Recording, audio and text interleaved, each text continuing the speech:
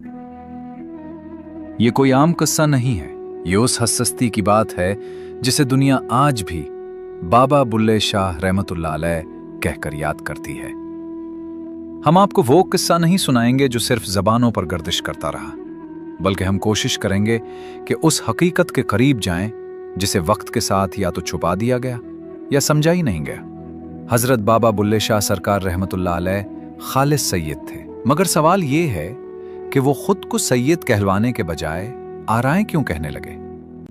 यही नहीं, रिवायत में ये बात भी आती है कि हजरत बाबा बुल्ले शाह सरकार रहमतुल्लाह अलैह ने फरमाया, जो मुझे आराएं कहे अल्लाह ताला उस पर रहमत फरमाए, वो जन्नत में जाए, और जो मुझे सैयद कहे अल्लाह ताला उसको अक्ल जैसी नेमत से नवाजे। सैयद होना बाइसे फख्र समझा जाता है, और यहाँ एक अजीम वली अपनी पहचान खुद मिटा रहा है।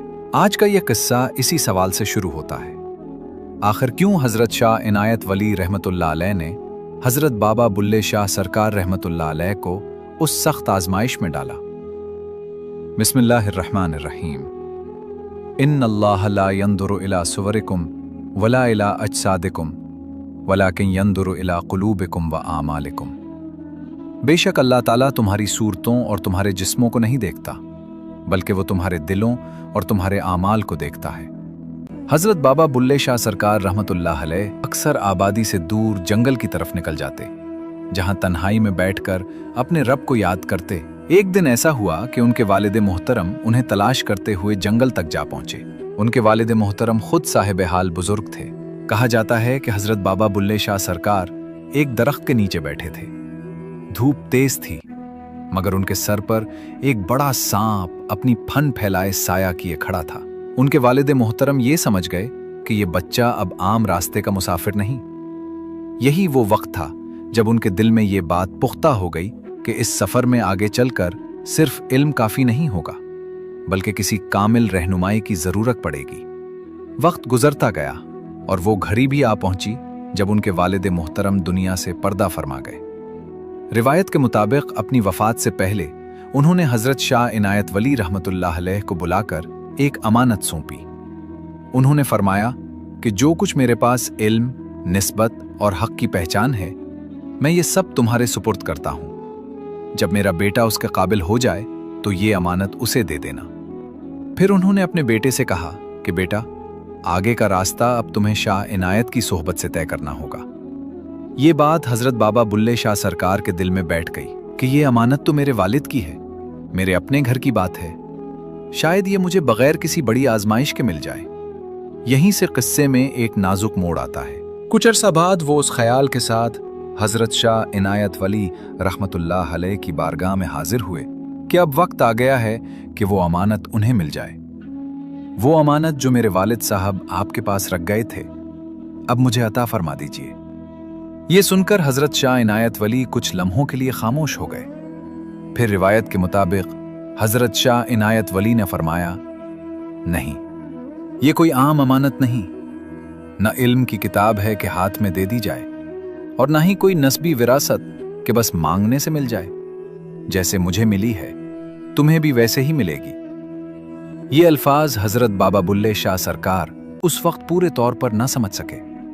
दिल में एक ख्याल उभरा कि मैं तो सैयद हूं, इल्म रखता हूं, और मेरे वालिद खुद एक साहिब हाल बुजुर्ग थे, मगर राह तसव्वुफ में ये सोच भी पर्दा बन जाती है।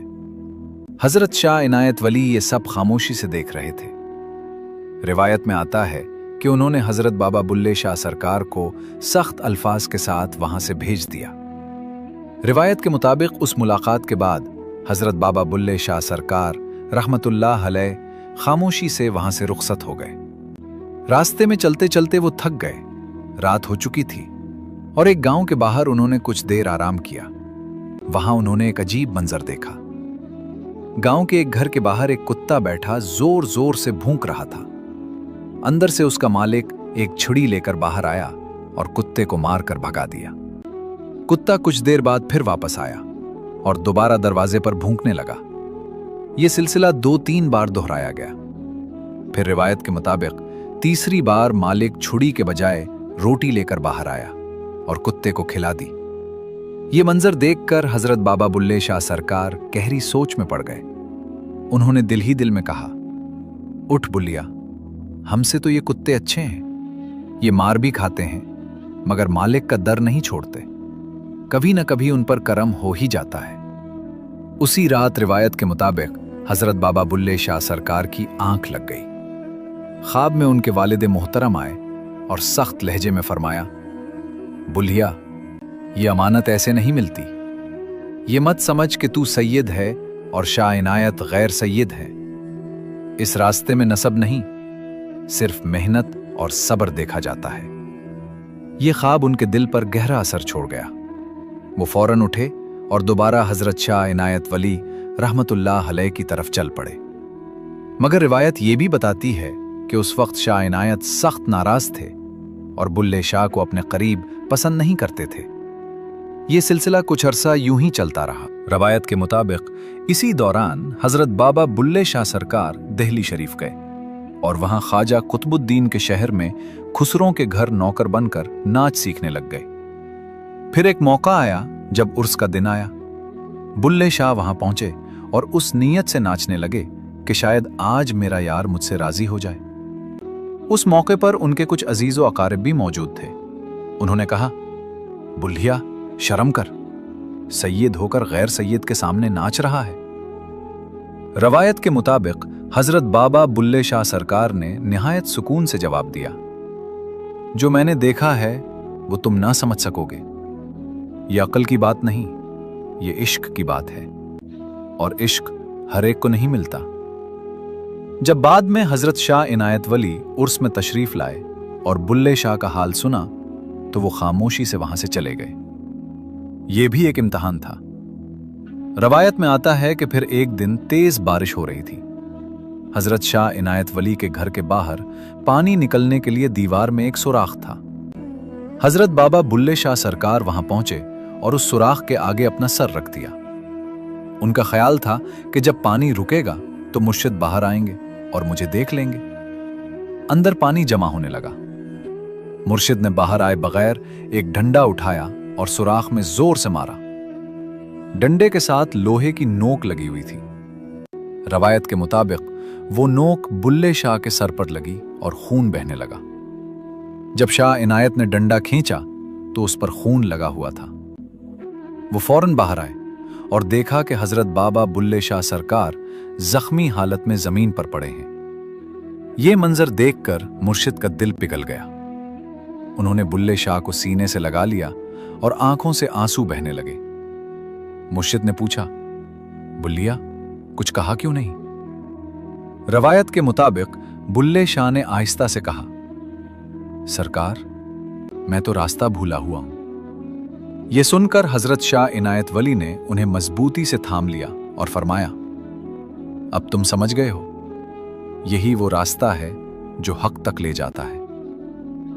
यूं रवायत के मुताबिक ये आजमाइश अपने अंजाम को पहुंची और वो नाच जो दुनिया ने देखा असल में नफ्स की शिकस्त थी। नाजरीन किराम, ये किस्सा हमने ना किसी मनगढ़ंत कहानी के तौर पर सुनाया, ना किसी बुजुर्ग की शान घटाने के लिए। ये सब रिवायत के मुताबिक और अहले तसव्वुफ के बयान करदा वाक़यात की रोशनी में निहायत अदब व एहतियात के साथ पेश किया गया है। इस किस्से का मकसद किसी मजहब, किसी मसलक या किसी इंसान को नीचा दिखाना हरगिज़ नहीं, बल्कि ये समझाना है कि अल्लाह रब्बुल इज़्ज़त के इश्क और राह हक में असल चीज़ आजिज़ी, सब्र और अदब मुर्शिद है। अगर यह किस्सा आपके दिल को छू गया हो तो बराह करम चैनल को सब्सक्राइब करके कमेंट में अपनी राय ज़रूर लिखें। अल्लाह ताला हमें अपने नेक बंदों के रास्ते पर चलने की तौफीक अता फरमाए। और दुरूद व सलाम हो सरूर कायनात आकाए दो जहां हज़रत मोहम्मद मुस्तफ़ा सल्लल्लाहु अलैहि वसल्लम की ज़ात पाक पर। आमीन।